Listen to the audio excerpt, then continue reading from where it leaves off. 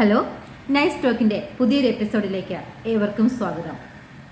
ഇന്ന് നമ്മൾ ചർച്ച ചെയ്യാൻ പോകുന്ന വിഷയം എന്ന് പറയുന്നത് കുട്ടികളിലെ സ്വഭാവ വൈകല്യം എന്നതാണ്.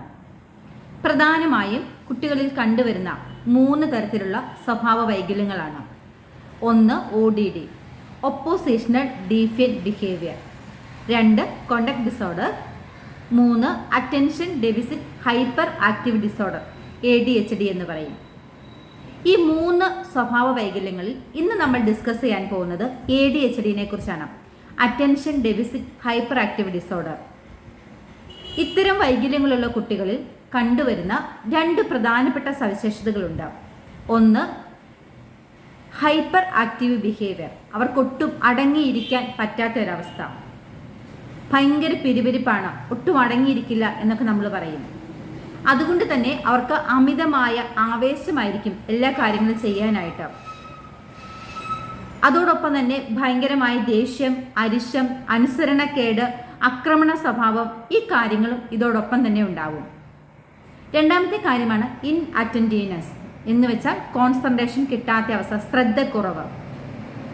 ഒരു കാര്യങ്ങളിലും ഒരു നിശ്ചിത സമയത്തിൽ കൂടുതൽ അവർക്ക് ശ്രദ്ധ കേന്ദ്രീകരിക്കാൻ പറ്റാത്ത ഒരവസ്ഥയുണ്ട്.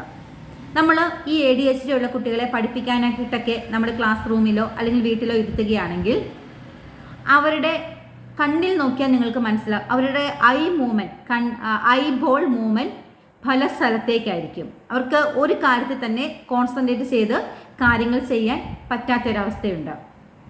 അപ്പം ഇത്തരം കുട്ടികൾ നമ്മുടെ ക്ലാസ് മുറികളിലും നമ്മുടെ വീടുകളിലും ഉണ്ടെങ്കിൽ ആ കുട്ടികളെ അടിച്ചിട്ടോ വഴക്കു പറഞ്ഞിട്ടോ മാറ്റി നിർത്തിയിട്ടോ കാര്യമില്ല. ഒരിക്കൽ ഞാൻ ഓർക്കുന്നു, എൻ്റെ ക്ലിനിക്കിൽ വന്ന ഒരു കുട്ടി എന്നോട് പറഞ്ഞു, എനിക്കിപ്പം അടിയൊന്നും ഒരു പ്രശ്നമല്ല എന്ന്.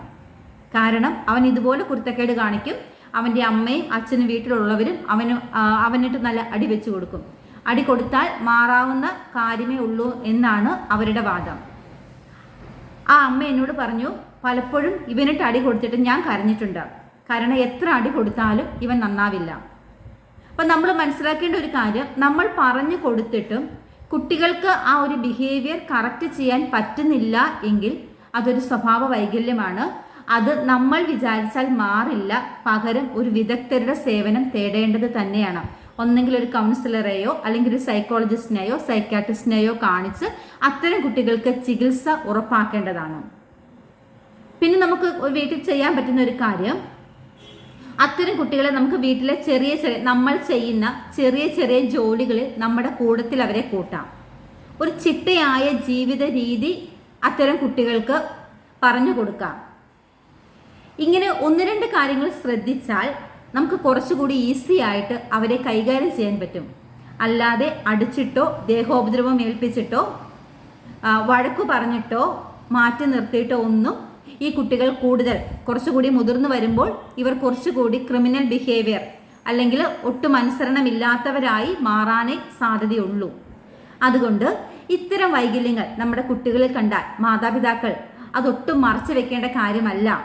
കാരണം എത്ര നേരത്തെ നമ്മൾ ചികിത്സ തേടുന്നോ അത്ര എളുപ്പം നമ്മുടെ കുഞ്ഞിൻ്റെ അസുഖം ഭേദമാകും. ഒരു പനി വന്നാൽ നമ്മൾ അപ്പം തന്നെ ഡോക്ടറിനെ കൊണ്ട് കാണിക്കാറുണ്ട്, നമ്മൾ വീട്ടിൽ വെച്ചുകൊണ്ടിരിക്കാറില്ല.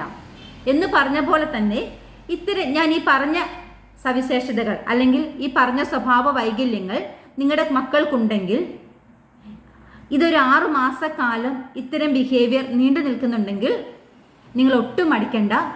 നിങ്ങൾ എത്രയും പെട്ടെന്ന് ഒരു കൗൺസിലറെയോ ഒരു സൈക്കോളജിസ്റ്റിൻ്റെയോ സഹായം തേടാൻ മടിക്കരുത്. Thank you.